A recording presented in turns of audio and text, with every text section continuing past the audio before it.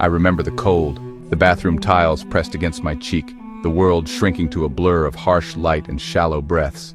I was alone, sinking, the pills I'd chased for relief now delivering only emptiness. I thought of my mama's worried face, the girl I used to be. Both felt impossibly far away. The fight was leaving my body, surrender settling in. I tried to move, but my limbs were heavy, disconnected. Years of running had led me here, to rock bottom. In the darkness, a single thought flickered. I don't want to die. It was a whisper, a tiny spark buried under shame and addiction. That desperate whisper was my first step toward hope. The cold floor was real, but so was that fragile will to live. When you're at the bottom, the climb back seems impossible, but you don't have to do it alone. After the hospital, I found Elevate Wellness Hub, a community that understood the cold floor. Here, people listen without judgment, share stories, and offer real support. Maybe you're in a dark place, or maybe you love someone who is. Elevate is for you, a safe harbor, a starting point. You don't need all the answers, just the courage to reach out and say, I need help. This community is built on connection, sharing strength and hope. Explore the resources, read the stories, connect with others. Let this be the moment you stop carrying the weight alone. Elevate was my lifeline, the beginning of my new life. It can be yours too. Let's get real, get well, and do it together. My story began in a small southern town, picture perfect on the outside, but full of secrets. My dad worked long hours. My mama tried to hold us together, but tension filled our home. I was a sensitive kid, absorbing the anxiety around me, always feeling out of place. My first pill wasn't from a stranger, but from a friend's living room at 15. That pill silenced my worries and loneliness, making me feel normal for the first time. Soon I was chasing that feeling, lying to doctors, hiding my growing obsession. In a town where appearances were everything, I became an expert at living a double life. I was the good student, the quiet daughter, but inside, I was being consumed. The secret grew, and the real me faded. I was desperate to belong, but the hunger only grew. The mask I wore fooled everyone, except myself. The secret was swallowing me whole. Addiction crept in slowly, turning pills from a solution into a prison. I chased that first high, but it always slipped further away. Soon, I wasn't chasing euphoria, I was running from the crushing lows.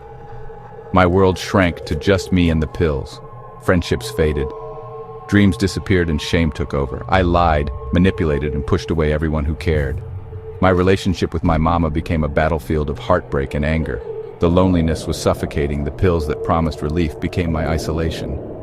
I was a ghost in my own life, unrecognizable in the mirror. The spiral pulled me down faster and faster. I was losing everything, especially myself. The addiction built walls I couldn't break.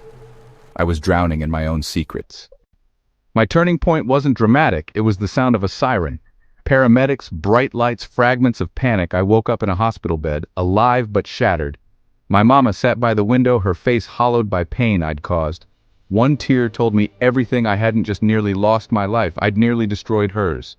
The doctor's words, overdose, lucky to be alive, hit hard. Lying there, unable to speak, I faced the truth. I was an addict, and I was out of time. That hospital room became my ground zero. I could go back to the pills, or I could fight. For the first time, I wanted to fight for me, for the girl who loved to draw, for my mama's real smile. Admitting I needed help was the hardest thing I've ever done. I chose a second chance I didn't think I deserved, but I was grateful for it. It was the start of something new. Walking into rehab was terrifying, no escape routes, just me and my pain. Withdrawal was brutal, but I wasn't alone. In group therapy, I saw my pain reflected in others. The wall I'd built around myself began to crack. My counselor, Sarah, pushed me to face the loneliness and self-hatred I'd buried. Art therapy helped me see my addiction as something I could fight. Slowly, I learned new ways to cope: meditation, journaling, honest conversations. I started talking to my mama again, really talking. Rehab wasn't a magic cure, but it was the hardest, most honest work I'd ever done. I began to rebuild, one shaky, sober day at a time. It was about tearing down lies and starting over. Healing was slow, but it was real. Recovery truly began after rehab, facing my small town, my past, and myself.